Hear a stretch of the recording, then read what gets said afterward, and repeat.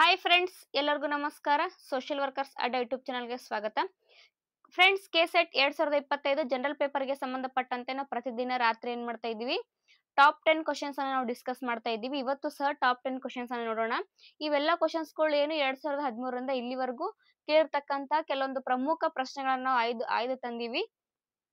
ನಮ್ಮ ಚಾನಲ್ಗೆ ಯಾರಾದ್ರೂ ಹೊಸಬ್ರಾಗಿದ್ರೆ ದಯವಿಟ್ಟು ಸಬ್ಸ್ಕ್ರೈಬ್ ಮಾಡಿ. ಏನಾದ್ರೂ ಹೇಳ್ಬೇಕು ಕೇಳಬೇಕು ಅನ್ಸುತ್ತೆ ಅಂತಂದ್ರೆ ನೀವು ಕಮೆಂಟ್ ಮುಖಾಂತರ ತಿಳಿಸಬಹುದು. ಹಾಗೆ ಈ ವಿಡಿಯೋ ಕೂಡ ನಿಮ್ಮ ಫ್ರೆಂಡ್ಸ್ಗಳಿಗೂ ಶೇರ್ ಮಾಡಿ. ಮೊದಲನೇ ಪ್ರಶ್ನೆ ನೋಡೋಣ ನಾವು. ಪ್ರಶ್ನೆ 1, ಯೂನಿವರ್ಸಿಟಿ ನ್ಯೂಸ್ ವಾರಪತ್ರಿಕೆಯನ್ನು ಹೊರತಂದ ಸಂಸ್ಥೆ. Options: A NAAC, B UGC, C AIU, D MHRD. Options ಗಳಲ್ಲಿ ಸರಿಯಾದ ಉತ್ತರ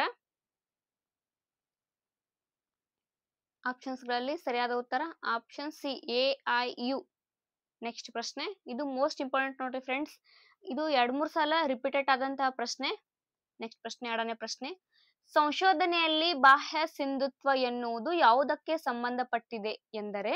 ಆಪ್ಷನ್ಸ್: ಎ ಅಭ್ಯಾಸದ ತೀವ್ರತೆಗೆ, ಬಿ ಕ್ರಮದ ನಿರ್ದಿಷ್ಟತೆಗೆ, ಸಿ ಸಂಶೋಧನೆಯ ವಿಷಯ ಸಂಶೋಧಕನ ನೈಜ ಜೀವನಕ್ಕೆ ಹೊಂದಿರುವ ಸಂಬಂಧ, ಡಿ ಪಡೆಯುವ ಫಲಿತಾಂಶವನ್ನ ಎಷ್ಟರ ಮಟ್ಟಿಗೆ ಸಾಮಾನ್ಯೀಕರಣಗೊಳಿಸಬಹುದು ಎಂಬುದು. ಆಪ್ಷನ್ಸ್ ಗಳಲ್ಲಿ ಸರಿಯಾದ ಉತ್ತರ ಆಪ್ಷನ್ಸ್ ಡಿ, ಪಡೆಯುವ ಫಲಿತಾಂಶವನ್ನ ಎಷ್ಟರ ಮಟ್ಟಿಗೆ ಸಾಮಾನ್ಯೀಕರಣಗೊಳಿಸಬಹುದು ಎಂಬುದು. ನೆಕ್ಸ್ಟ್ ಪ್ರಶ್ನೆ, 3ನೇ ಪ್ರಶ್ನೆ, ರೂಸಾ ಎಂದರೆ RUSA. ಆಪ್ಷನ್ಸ್: ಎ ರಾಷ್ಟ್ರೀಯ ಉನ್ನತ ಸಂಸ್ಕೃತಿ ಅಭಿಯಾನ, ಬಿ ರಾಷ್ಟ್ರೀಯ ಉಚ್ಚತರ ಶಿಕ್ಷಣ ಅಭಿಯಾನ,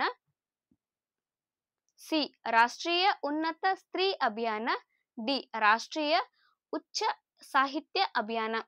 ಆಪ್ಷನ್ಸ್ ಗಳಲ್ಲಿ ಸರಿಯಾದ ಉತ್ತರ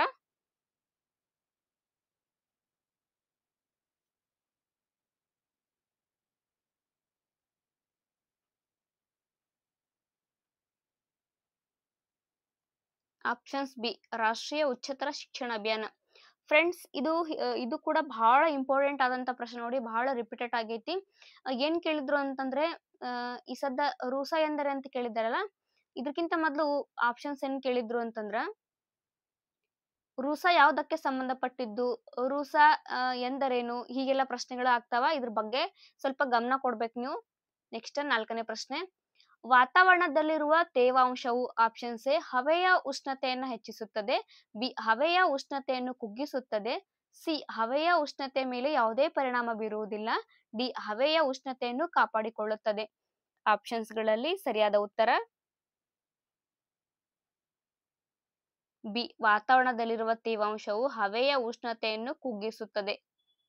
ನೆಕ್ಸ್ಟ್ ಪ್ರಶ್ನೆ, 5ನೇ ಪ್ರಶ್ನೆ, ಈ ಕೆಳಗಿನ ಯಾವ ಹೇಳಿಕೆ ಸುಳ್ಳೆಂದು ಗುರುತಿಸಿ. ಆಪ್ಷನ್ಸ್: ಎ ಆಧುನಿಕ ಕೃಷಿ ತಲಾ ಆಹಾರ ಉತ್ಪಾದನೆಯನ್ನು ಹೆಚ್ಚಿಸಿತು, ಬಿ ಆಧುನಿಕ ಕೃಷಿ ಮಣ್ಣಿನ ಶಕ್ತಿಯನ್ನು ಕುಗ್ಗಿಸುತ್ತದೆ, ಸಿ ಆಧುನಿಕ ಕೃಷಿ ಮಾಲಿನ್ಯವನ್ನ ಹಿಡಿತದಲ್ಲಿಡುತ್ತದೆ, ಡಿ ಆಧುನಿಕ ಕೃಷಿ ಜೀವ ವೈವಿಧ್ಯವನ್ನು ಕಾಪಾಡುತ್ತದೆ.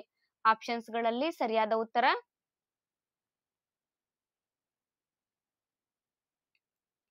ಡಿ ಆಧುನಿಕ ಕೃಷಿ ಜೀವ ವೈವಿಧ್ಯವನ್ನ ಕಾಪಾಡುತ್ತದೆ. ಇಲ್ಲಿ ಗಮನಿಸ್ಬೇಕು, ಅವ್ರು ಏನ್ ಪ್ರಶ್ನೆಯನ್ನ ಕೇಳಿದ್ದಾರೆ ಅಂತಂದ್ರೆ ಹೇಳಿಕೆ ಸುಳ್ಳು ಎಂದು ಗುರುತಿಸಿ ಅಂತ. ಸತ್ಯ ಅಲ್ಲ, ಇಲ್ಲಿ ಹೇಳಿಕೆ ಸುಳ್ಳು ಯಾವ್ದಾಗುತ್ತಂತಂದ್ರೆ ಆಧುನಿಕ ಕೃಷಿ ಜೀವ ವೈವಿಧ್ಯನ ರಕ್ಷಣೆ ಮಾಡುವುದಿಲ್ಲ, ಸರಿಯಾಗತ್ತಾ. ಸೊ ಹಾಗಾಗಿ ಇಲ್ಲಿ ಸುಳ್ಳು ಯಾವ್ದನ್ನ ಗುರುತಿಸ್ರಿ ಅಂತಂದ್ರೆ ಆಧುನಿಕ ಕೃಷಿ ಜೀವ ವೈವಿಧ್ಯವನ್ನ ಕಾಪಾಡುತ್ತದೆ ಎಂಬುದು ಸುಳ್ಳು. ನೆಕ್ಸ್ಟ್ ಪ್ರಶ್ನೆ, ಹೊಂದಿಸಿ ಬರೆಯಿರಿ.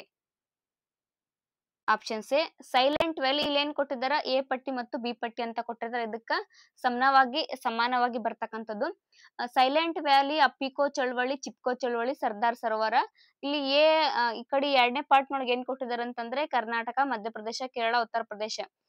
ಈ ಪ್ರಶ್ನೆಗೆ ಅವ್ರು ಏನ್ ಮಾಡಿದ್ದಾರೆ, ಗ್ರೇಸ್ ಮಾರ್ಕ್ಸ್ ಅನ್ನ ಕೊಟ್ಟಿದ್ದಾರೆ. ಯಾಕೆ ಗ್ರೇಸ್ ಮಾರ್ಕ್ಸ್ ಅನ್ನ ಕೊಟ್ಟಿದ್ದಾರೆ ಅಂತಂದ್ರೆ ಸೈಲೆಂಟ್ ವ್ಯಾಲಿ ನಡೆದಿದ್ದು ಕೇರಳದಲ್ಲಿ, ಅಪ್ಪಿಕೋ ಚಳವಳಿ ನಡೆದಿದ್ದು ಕರ್ನಾಟಕದಲ್ಲಿ, ಚಿಪ್ಕೋ ಚಳವಳಿ ನಡೆದಿದ್ದು ಮಧ್ಯಪ್ರದೇಶದಲ್ಲಿ, ಆದ್ರೆ ಸರ್ದಾರ್ ಸರೋವರ ಚಳವಳಿ ನಡೆದಿದ್ದು ಗುಜರಾತ್ ನೊಳಗ. ಇಲ್ಲಿ ಉತ್ತರ ಪ್ರದೇಶ ತಪ್ಪಾಗುತ್ತಾ, ಇದು ಸರಿಯಾದ ಉತ್ತರ ಯಾವ್ದಾಗುತ್ತಾ, ಗುಜರಾತ್ ಆಗುತ್ತಾ. ನೀವು ಅಪ್ಡೇಟ್ ಮಾಡ್ಕೋರಿ. ಸೊ ಹಿಂಗಾಗಿ ಈ ಪ್ರಶ್ನೆಗೆ ಅವರು ಗ್ರೇಸ್ ಮಾರ್ಕ್ಸ್ ಅನ್ನ ಕೊಟ್ಟಿದ್ದಾರೆ. ನೆಕ್ಸ್ಟ್ ಪ್ರಶ್ನೆ ನೋಡೋಣ ನಾವು. ಇದ್ರ ಮೇಲೇನು ಕೂಡ ಸಾಕಷ್ಟು ಪ್ರಶ್ನೆ ಬಂದಿದೆ ನೋಡಿ ಫ್ರೆಂಡ್ಸ್. ನಾನು ಹಿಂದಿನ ವಿಡಿಯೋದಲ್ಲಿ ನಾನು ಮಾಡಿದ್ದೀನಿ. ಅಪ್ಪಿಕೋ ಚಳವಳಿ ಕರ್ನಾಟಕದ ಯಾವ ಸ್ಥಳದಲ್ಲಿ ನಡೀತು ಅಂತ ಪ್ರಶ್ನೆ ಮಾಡಿದ್ದಾರೆ. ಮತ್ತು ಚಿಪ್ಕೋ ಚಳವಳಿ ಎಲ್ಲಿ ನಡೀತು ಅಂತ ಕೂಡ ಪ್ರಶ್ನೆ ಬಂದಿದ್ದಾವ. ನೆಕ್ಸ್ಟ್ ಪ್ರಶ್ನೆ ನೋಡೋಣ ನಾವು. 7ನೇ ಪ್ರಶ್ನೆ. ಇಕೋಸಿಸ್ಟಮ್ ಎಂಬ ಪದವನ್ನು ಹುಟ್ಟು ಹಾಕಿದ್ದು. Options A Einstein, B Wagnalls, C McNaughton, D A G Tansley. Options ಗಳಲ್ಲಿ ಸರಿಯಾದ ಉತ್ತರ options D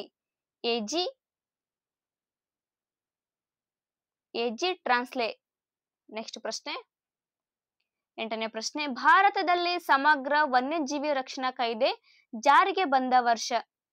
options A 1979, B 1975, C 1972, D 1973.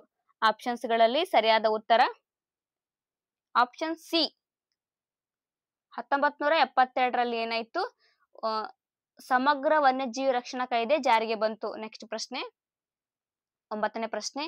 ಈ ಕೆಳಗಿನ ಸಂಸ್ಥೆಗಳಲ್ಲಿ ಯಾವುದು ಇಂಟರ್ನೆಟ್ನ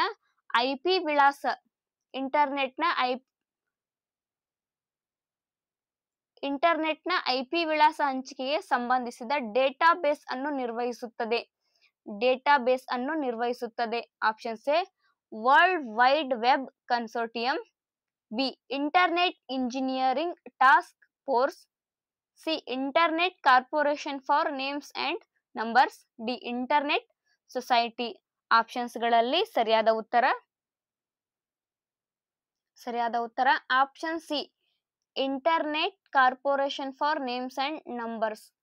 ನೆಕ್ಸ್ಟ್ ಪ್ರಶ್ನೆ 10ನೇ ಪ್ರಶ್ನೆ, ಕೊನೆಯ ಪ್ರಶ್ನೆ.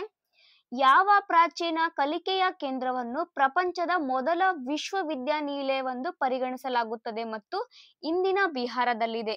Options A Nalanda, B Takshashila, C Ujjayini, D Varanasi. Options ಗಳಲ್ಲಿ ಸರಿಯಾದ ಉತ್ತರ ನಳಂದ ವಿಶ್ವವಿದ್ಯಾಲಯ. ಫ್ರೆಂಡ್ಸ್, ಇದು ಕೂಡ ಸಾಕಷ್ಟು ಬಾರಿ ಮೋಸ್ಟ್ ಇಂಪಾರ್ಟೆಂಟ್ ಕ್ವಶನ್, ಸಾಕಷ್ಟು ಬಾರಿ ರಿಪೀಟೆಡ್ ಆದಂತಹ ಪ್ರಶ್ನೆ. ಮೊದ್ಲೇನ್ ಕೇಳಿದ್ರು ಅಂತಂದ್ರ ಯಾವ ಪ್ರಾಚೀನ ಕಲಿಕಾ ಕೇಂದ್ರವನ್ನ ಪ್ರಪಂಚದ ಮೊದಲ ವಿಶ್ವವಿದ್ಯಾಲಯ ಅಂತ ಕರೀತಾರೆ ಅಂತ ಕೇಳಿಕೆ ಆಪ್ಷನ್ಸ್ ಕೊಟ್ಟಿದ್ರು. ಈ ಸದ್ಯ ಏನ್ ಕೇಳಿದ್ದಾರೆ, ಯಾವ ಪ್ರಾಚೀನ ಕಲಿಕೆಯ ಕೇಂದ್ರವನ್ನ ಪ್ರಪಂಚದ ಮೊದಲ ವಿಶ್ವವಿದ್ಯಾನಿಲಯವೆಂದು ಪರಿಗಣಿಸಲಾಗುತ್ತದೆ ಅಂತ ಕೇಳಿ ಮತ್ತ ಅದು ಇಂದಿನ ಬಿಹಾರದಲ್ಲಿದೆ ಅಂತ ಕೇಳ್ಯಾರ. ಇದಕ್ಕಿಂತ ಮೊದಲ ನೆಕ್ಸ್ಟ್ ಏನ್ ಕ್ವಶನ್ ಕೇಳ್ಯಾರ ಅಂತಂದ್ರ ಈ ನಳಂದ ವಿಶ್ವವಿದ್ಯಾಲಯ ಭಾರತದ ಯಾವ ರಾಜ್ಯದಲ್ಲಿದೆ ಅಂತ ಪ್ರಶ್ನೆ ಕೇಳಿದಾರ. ಸೊ ಹಿಂಗಾಗಿ ಇದು ಮೋಸ್ಟ್ ಇಂಪಾರ್ಟೆಂಟ್ ನೋಡಿ ಫ್ರೆಂಡ್ಸ್. ಓಕೆ ಫ್ರೆಂಡ್ಸ್, ಇಲ್ಲಿಗೆ ಇವತ್ತಿನ ತರಗತಿ ಮುಕ್ತಾಯವಾಯ್ತು. ನೆಕ್ಸ್ಟ್ ನಾಳೆ ನಾವು ಮತ್ತೆ 10 ಪ್ರಶ್ನೆಗಳೊಂದಿಗೆ ಬರೋಣ. ಓಕೆ, ಏನಾದ್ರೂ ಹೇಳಬೇಕು ಕೇಳ್ಬೇಕನ್ಸುತ್ತಂತಂದ್ರೆ ನೀವು ಕಮೆಂಟ್ ಮುಖಾಂತರ ತಿಳಿಸಿ. ನಮ್ಮ ಚಾನಲ್ಗೆ ಯಾರಾದ್ರೂ ಹೊಸಬ್ರಾಗಿದ್ರೆ ದಯವಿಟ್ಟು ಸಬ್ಸ್ಕ್ರೈಬ್ ಮಾಡಿ. ನಾನು ಈಗಾಗಲೇ ಕೆಸೆಟ್ಗೆ ಸಂಬಂಧಪಟ್ಟಂತೆ ಸಾಕಷ್ಟು ವಿಡಿಯೋಗಳನ್ನ ನನ್ನ ಚಾನಲ್ ಅಪ್ಲೋಡ್ ಮಾಡಿದ್ದೀನಿ, ನೋಡ್ಬೋದು. ಹಾಗೆ ನಿಮ್ಮ ಫ್ರೆಂಡ್ಸ್ಗಳಿಗೆ ಕೂಡ ಶೇರ್ ಮಾಡಿ. ವಿಡಿಯೋ ಇಷ್ಟ ಆಗಿತ್ತು ಅಂತಂದ್ರೆ ಲೈಕ್ ಮಾಡೋದನ್ನ ಮಾತ್ರ ಮರಿಬೇಡಿ. ಧನ್ಯವಾದಗಳು. Good night.